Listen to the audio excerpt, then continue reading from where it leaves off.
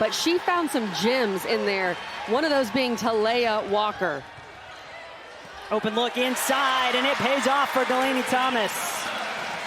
Here is Jackson, player that Kara Lawson lauded as just a winner in her backcourt, along with Mayer. Experience, understands how to win games. Jackson stepping into the three, yes!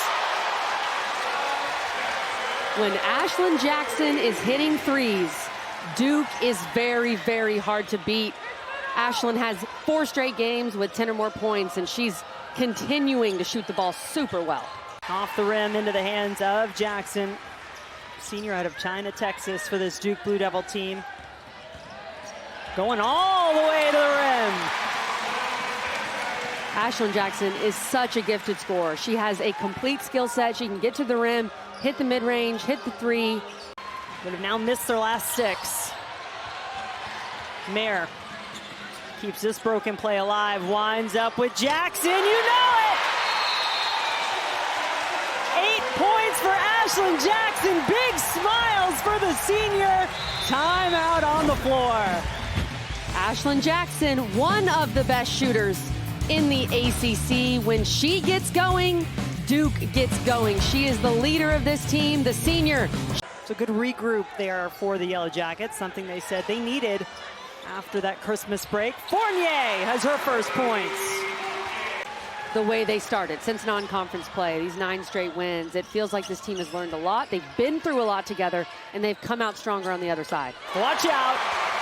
17-2 Blue Devil run. Georgia Tech needing to regain some control here early on the road in Cameron. Fournier on the glass, good! More comfortable and get more minutes inside with Fournier and Thomas.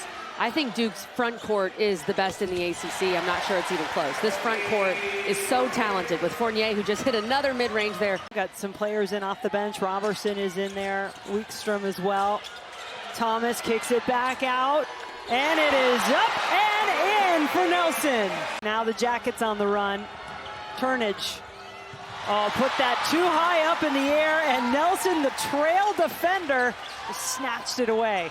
Oh, she's going to set herself up for transition. 3, you bet! That they can finish at the top again. Mayer, round and out it goes. Fournier on the glass. That is a good recipe for success. Fournier with 11. Under 9 on the shot clock. Thomas, who got the scoring started for Duke tonight. It falls right to Nelson on the ACC logo. There's that friendly home rule. Around Christmas, and now she's breaking out of that slump. 11 points early in this one. I'm going to need a stopwatch on Albin when she runs down the floor. That is incredible. She's a blur. Duke looking to extend their win streak to 10 in a row, remain unbeaten atop the ACC along with the Louisville Cardinals. Jackson drains the triple, her third of the game. She has 11, and that's going to do it for the first half. One that has been absolutely dominated by Duke. Players back on the inbounds and scored to send it to double overtime. That game was bonkers between Syracuse and Cal. How about that block? Not so bad from Fournier. Oh, man. You kind of wish it was Fournier running down the floor on the three-point arc. I mean, you can't dunk from out there. What's the point? Three's worth more than 2. Well, Riley Nelson agrees. On cue.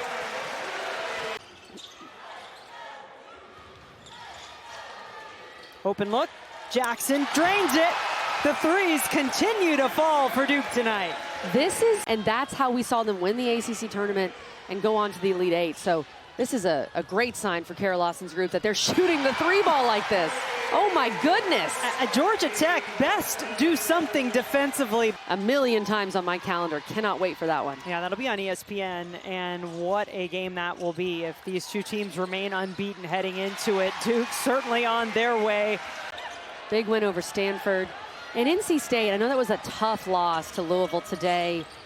Near the end of regulation, Zoe Brooks gets that rebound. You think she should just pull it out by a team that are assisted. So Georgia Tech is really good at also passing the basketball, but they only 2 assists on their 7 made field goals. And credit Duke, because their defense has been swarming over the last month or so. Since the LSU game, their 9 straight wins, looking at a 10th. This is a different team than what we saw in November and early December. Duke needs to be ranked. If Duke is not ranked on Monday, I'm going to have a lot of questions. I know they had a tough start to the year. They also played some of the best teams in the country. Teams are supposed to get better. That's one of the things we love about college basketball. Crowd loving the freshman from Norway, Anna Wikström, making her way into the basket. For Lanaya Foster, she had the last basket for Georgia Tech. Look at Wood. Look at Wood running the floor for Duke. Catherine Albin has been a one-woman spark of light off the bench for Georgia Tech. She's got 10. You run down the floor, you get your layup. Cannot add to that lofty percentage, but Fournier works on the glass, and that has been absolutely all Duke tonight. Of all the things she does well, she is just a 51% free throw shooter this season, but that miss turned into 2 more for Wood.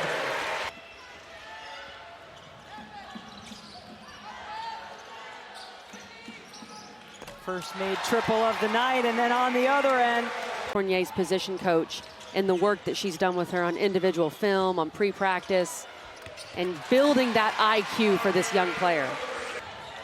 She fouls out. I do think that speaks volumes. And then she hits the shot on the other end.